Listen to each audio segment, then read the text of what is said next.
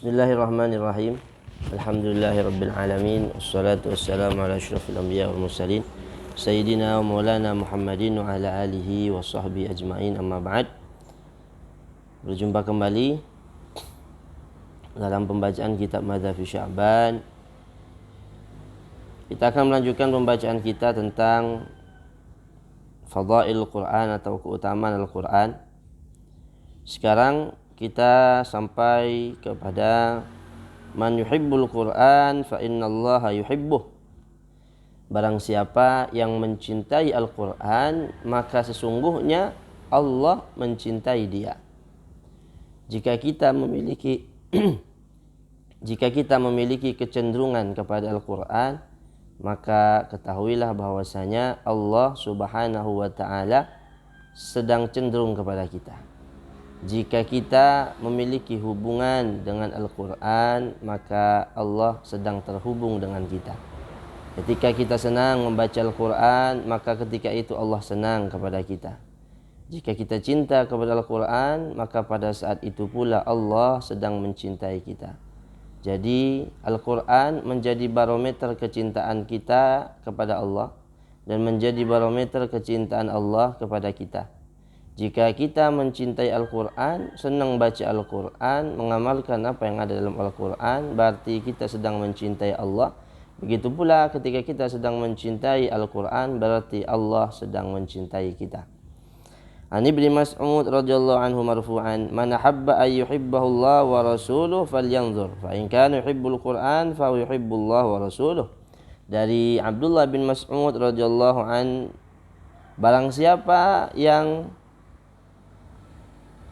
ingin dicintai Allah dan Rasulnya, atau barang siapa yang ingin mengetahui apakah dia dicintai oleh Allah dan Rasulnya, falyanzur, maka hendaknya dia melihat, maka hendaknya dia menimbang, dilihat. Fa in kana yuhibbul Quran, jika dia cinta sama Quran, jika dia senang baca Quran, jika dia senang mempelajari Al-Quran, merenungi isi Al-Quran, mentadabburi Al-Quran, fahuwa yuhibbullah wa rasuluh, berarti dia mencintai Allah dan Rasulnya. Semakin kita cinta kepada Al-Quran, berarti kita semakin cinta kepada Allah. Begitu pula Allah semakin cinta kepada kita. Selanjutnya, tilawatuhu tajlu sada'al qulub. Tilawatuhu tajlu sada'ul qulub. Membaca Al-Quran itu bisa menghilangkan kotoran-kotoran di hati kita. Hati kita ini tentu kotor. Kenapa bisa dikatakan begitu? Karena kita bukan seorang nabi yang maksum, yang terjaga dari segala bentuk maksiat. Tetapi kita ini adalah manusia biasa, insan yang biasa, sehingga hati kita ini rentan untuk kotor, rentan untuk karat. Dengan apa cara membersihkannya? Membersihkannya adalah dengan memperbanyak membaca Al-Quran.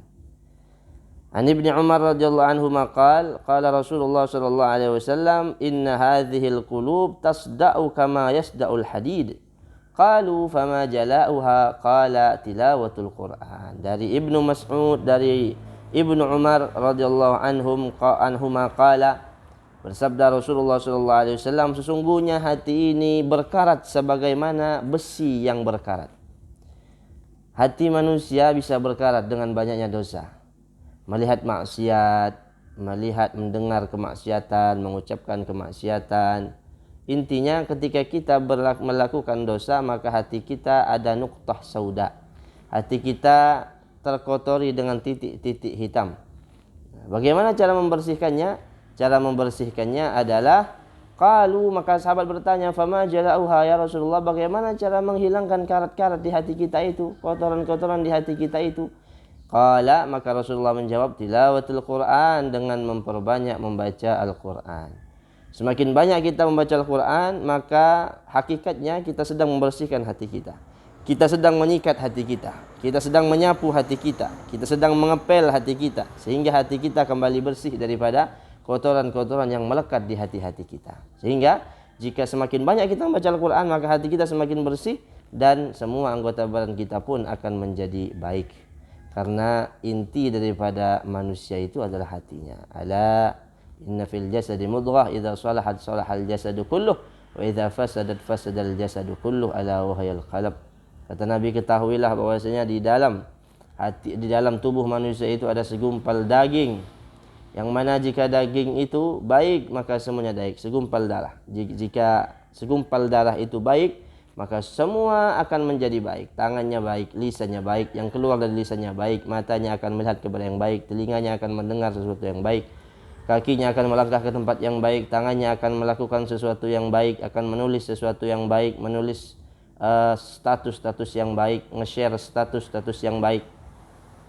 Kenapa? Karena hatinya bersih. Tapi kalau hatinya kotor, waliyadzubillah, maka matanya akan selalu cenderung kepada kemaksiatan, telinganya akan selalu cenderung kepada kemaksiatan, lisannya akan selalu berkata yang tidak baik, tangannya melakukan yang tidak baik, menulis status yang tidak baik, kakinya melangkah ke tempat-tempat yang tidak baik. Nah, jadi intinya adalah Al-Quran ini bisa membersihkan hati kita. Hati kita yang kotor ini, kita manusia yang penuh dengan dosa ini, tentu butuh kepada cleaner atau pembersih, pembersih hati kita. Apa pembersihnya? Salah satunya adalah memperbanyak membaca Al-Quran.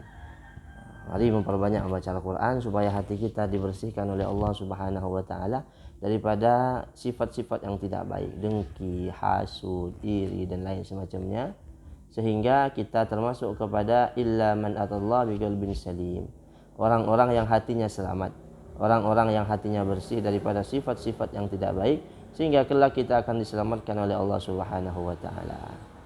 Mungkin ini saja yang bisa kami sampaikan. Mudah-mudahan yang sedikit ini bermanfaat. Wabillahi taufiq wal hidayah. Wassalamualaikum warahmatullahi wabarakatuh.